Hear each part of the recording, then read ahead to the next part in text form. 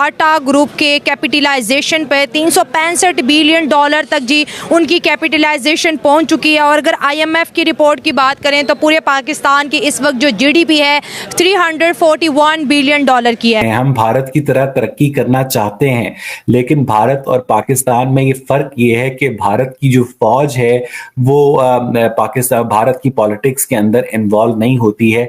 भारत के अंदर इकोनॉमी जो है वो स्टेबल है। एक तरफ एक कंपनी और दूसरी जानिब पूरा पाकिस्तान, लेकिन हम उन्हें बीट नहीं कर पा रहे। 77 साल हो गए हैं मुल्क पाकिस्तान को बने, लेकिन ना सियासी स्टेबिलिटी आ रही है और ना ही मुल्क की GDP कोई हैंडसम है। हम जो है वो अच्छे दोस्त ही नहीं है ना। और इंडिया जब किसी पर एक बार इंडिया पे कोई एहसान करता है तो डेफिनेटली इंडिया उसका एहसान उतारता है, उसका एहसान कभी नहीं भूलता। जो पाकिस्तान 27 रमजान को बना था वो 16 दिसंबर 1971 को टूट चुका है और मैं अगले 10-15 सालों में पाकिस्तान को एज जियोग्राफिकल एंटिटी एग्जिस्ट करता भी नहीं देख रहा हूं। हम यहाँ पर नारे लगा रहे हैं कश्मीर बनेगा पाकिस्तान, कश्मीर को उसके हकूक दिलाएंगे। और क्या हम अपने मुल्क को हकूक दिला पा रहे हैं? बात तो हम कश्मीर के कर रहे हैं। आपको सांस उसी जहरीली फजा में लेना होगा जिसका एयर क्वालिटी इंडेक्स दुनिया में बदतरीन होगा, जहां पर करप्शन का राज होगा, जहां पर कोई भी राह चलते आपकी औलाद को मार कर निकल जाएगा और पता भी नहीं चलेगा। हम टाटा ग्रुप की बात कर रहे हैं, वो सॉर्ट से लेके सॉफ्टवेयर तक बनाते हैं। अगर उनकी TCS कंपनी की बात करें तो 178 बिलियन डॉलर का सिर्फ उनकी ये वाली जो TCS जो है वो पैसा कमा रही है। और इंडियंस की मुझे एक बात बहुत अच्छी लगती है, बिलियनर है लेकिन सारा का सारा पैसा उनका इंडिया। कि आपने मिसाल दी है, ये जस्ट टाटा ने, ये आज की खबर है, बट आप उससे पहले देखें कि सोशल मीडिया के जितने बड़े बड़े प्लेटफॉर्म्स हैं, आप देखें फेसबुक से लेके गूगल से लेके जितनी भी बड़ी बड़ी कंपनीज हैं अराउंड द वर्ल्ड, उन सब ने अपने अपने ऑफिसेज इंडिया में खोले हैं। And they are the billionaire, ठीक है, ये बिलियनर्स कंपनी है, उन्होंने अपना पूरा सारा वहाँ पे उनकी अब GDP सिर्फ उनकी अपनी की देख लें कि उनकी अपनी ग्रोथ कितनी है। हमारे पास क्या है? वी डोंट इवन हैव कि हम पेपल के ऊपर अभी तक हमारे जो IT मिनिस्टर साहब हैं, उमर सैफ आई थिंक, तो वो अभी तक पेपल के मामले पे जो है वो बड़े कन्फ्यूज़न के शिकार हैं। उन्होंने अभी तक उस पर कोई क्लियरिटी नहीं दी कि अब क्या होने वाला है, कब उस पर हम पेपल को कब तक यहाँ पे ला रहे हैं। सर Amazon बैन हो गया, अच्छा भलाया हुआ। जी बिल्कुल, देखें अमेज़ोन तो it's so far, it's a far related thing है कि अमेज़ोन से पहले हमारे पास हम अपनी जो, आप ट्विटर को देख लें, आज हमारा पॉलिटिकल इतना क्राइसिस है कि ट्विटर भी ब्लॉक है इस टाइम पे तक, ठीक है। सो जब तक हम अपने पॉलिटिकल क्राइसिस से ओवरकम नहीं करेंगे, हम अपनी देखें हम कंज्यूमर, आपका कंज्यूमर इंडेक्स है, आपकी बहुत फैक्टर्स इन्वॉल्व होते हैं इसके अंदर। So you have to cover the basics, उस पर आपको ओवरकम करना पड़ेगा। अपनी जो आपकी देखें एक परसेप्शन होती है ओवरऑल, हमारी परसेप्शन ओवरऑल बहुत डाउन है थ्रू आउट द वर्ल्ड। कोई कंट्री हम पे जो है वो एतबार नहीं करता जब तक आप अपना कॉन्फिडेंस बिल्ड नहीं करेंगे। सर दुनिया, मैं आपकी बात काटी, दुनिया हम पे कैसे एतबार करे? हमारा जो भी वज़ीर आज़म आता है पूरी दुनिया को चिल्ला चिल्ला कर बोलता है कि हमने इतने करोड़ों रुपए की चोरी की, हम चोर। तो जो चीज़ हम दुनिया को बता रहे हैं तो वो चीज़ तो फिक्स हो गई है। अब कौन चोर मुल्क में आएगा? अब कौन चोर डाकू पे यकीन करेगा? देखें बिल्कुल आप बात ठीक कर रही हैं, इसके लिए हमें ग्रेजुअली अपने आप को कॉन्फिडेंस रिबिल्ड करना है। कॉन्फिडेंस रिबिल्ड जो होता है that's a process, it doesn't come overnight.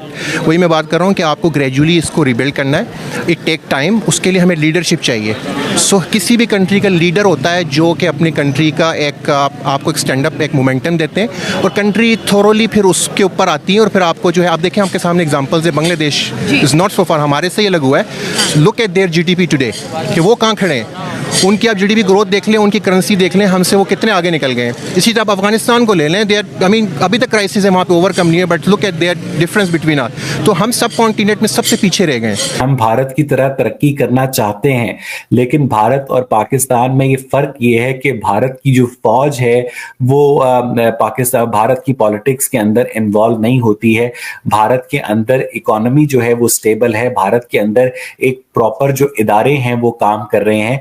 Pakistan जो है इस वक्त वेंटिलेटर के ऊपर पड़ा हुआ है और इस वेंटिलेटर के ऊपर जो डॉक्टर साहब हैं वो जनरल आसिम मुनीर साहब बने हुए हैं और जनरल आसिम मुनीर जिस तरह से मामलात को चलाने की कोशिश कर रहे हैं, ये वो फर्क है पाकिस्तान और भारत का। जब एक पॉलिटिकल बंदा मुल्क चलाता है तो डॉलर जो है वो कई सालों से 80-82 रुपए के ऊपर रहता है, लेकिन जब फौज मुल्क चलाती है तो फिर जो डॉलर है 105 से 300 रुपए भी क्रॉस कर जाता है और उस मुल्क के अंदर हाइपर इन्फ्लेशन होता है। उस मुल्क के अंदर बिजली के रेट बढ़ते हैं, गैस के रेट बढ़ते हैं, गाड़ियों के निर्ख बढ़ते हैं। तो आज पाकिस्तान के लोग पाकिस्तान से मायूस हैं। मैं कल पढ़ रहा था कि कनाडा में बहुत सारे जो इंडियंस हैं पीआर लेने के बावजूद जो है वापस इंडिया जाने को तरजीह देते हैं, क्योंकि उन्हें कनाडा से ज्यादा अच्छी अपॉर्चुनिटीज वापस इंडिया में मिल रही होती हैं। लेकिन पाकिस्तान का एक एक बंदा, इस वक्त 65 लाख पासपोर्ट जो है क्यू में लगे हुए हैं, और पाकिस्तान से एक एक बंदा जो है वो वहां से निकलना चाहता है, और जो नहीं निकल पा रहा वो अपनी किसी मजबूरी की वजह से निकल नहीं पा रहा,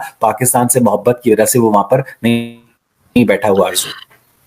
बिल्कुल ऐसा ही है, लेकिन हमने ये भी देखा कि पाकिस्तान हमेशा से वेंटिलेटर पे नहीं था, लेकिन ये जरूर है कि भारत दुश्मनी हमारे अंदर जरूर डाली गई और कहा गया कि जी भारत हमारा दुश्मन है, जबकि भारत हमारी तरफ देख भी नहीं रहा। इस वक्त पाकिस्तान हर एक के आगे कटोरा लेके खड़ा है, चाहे वो चाइना हो, सऊदी अरब हो, वर्ल्ड बैंक को। कहा यह भी जा रहा है कि अगर सिविलियन गवर्नमेंट ना आई तो अगली बार जो है वो आईएमएफ से भी पैसा नहीं मिलेगा। आखिर हम लोग काम क्यों नहीं करते? क्या हमारे यहाँ टैलेंट की कमी है या हम बैठ बैठ के खाने के आदी हो गए? नहीं, हमारे यहाँ टैलेंट की कोई कमी नहीं है। यही पाकिस्तानी जब पाकिस्तान से बाहर जाते हैं तो बहुत अच्छी परफॉर्मेंस का मुजाहरा करते हैं। पाकिस्तान के अंदर जो सिस्टम अशराफिया ने डिवाइस किया है वो जो है वो टैलेंट को आगे बढ़ने से रोकता है, वो आरजू काजमी को किसी अच्छे चैनल पर जाने से रोकता है, वो टैलेंट जो है आपको बताता है कि आपने मुल्क को कैसे आगे लेकर जाना है। लेकिन हर जगह जब सिफारिश का राज होगा, जब रिश्वत का राज होगा, तो फिर वो टैलेंट जो है वो बददिल हो जाएगा, और एक बददिल जो टैलेंट है वो कभी भी मुल्क की फलाह बहबूद के लिए किरदार अदा नहीं कर सकता है। अगर आप मुझे कहें कि आपको पाकिस्तान के अंदर बेहतरीन जॉब ऑफर की जाएगी, आपको पाकिस्तान के अंदर एक अच्छी सैलरी ऑफर की जाएगी, तो आपको क्या लगता है कि मैं अमेरिका छोड़कर वापस पाकिस्तान आ जाऊंगा? मैं यहां पर कम पैसों में गुजारा कर लूंगा, क्योंकि मसला यह है कि it is better to be second in Rome than to be first in Africa. मसला यह है कि आप पाकिस्तान में 10 करोड़ रुपए भी महीने के कमाते हो ना, तो फिर भी आपको पीने के लिए खालिस दूध नहीं मिलेगा। आपको सांस उसी जहरीली फजा में लेना होगा जिसका एयर क्वालिटी इंडेक्स दुनिया में बदतरीन होगा, जहां पर करप्शन का राज होगा, जहां पर कोई भी राह चलते आपकी औलाद को मार कर निकल जाएगा और पता भी नहीं चलेगा। तो पाकिस्तान का जो टैलेंट है वो इस वक्त ब्रेन ड्रेन जो का शिकार है, और ब्रेन ड्रेन का शिकार जो ममालिक होते हैं वो कभी आगे नहीं जाते हैं। आरजू, लेकिन क्या सिर्फ यही हल है अवैस के सब लोग पाकिस्तान से निकल जाएं? क्या पाकिस्तान को ठीक करने का कोई रास्ता नहीं है? मैं आज से 20 साल पहले यही समझता था कि हम पाकिस्तान में रहेंगे, हम पाकिस्तान को ठीक करेंगे, हम यहां पर बेहतरी होगी। मैं आपसे ईमानदारी से कहता हूं कि पाकिस्तान को ठीक करना जो है वो पाकिस्तान की एस्टैब्लिशमेंट की प्रायोरिटी ही नहीं है। और मैं पाकिस्तान को बीइंग अ नेशन स्टेट जो है, जो पाकिस्तान 27 रमजान को बना था वो 16 दिसंबर 1971 को टूट चुका है, और मैं अगले 10-15 सालों में पाकिस्तान को एज जियोग्राफिकल एंटिटी एग्जिस्ट करता भी नहीं देख रहा हूं।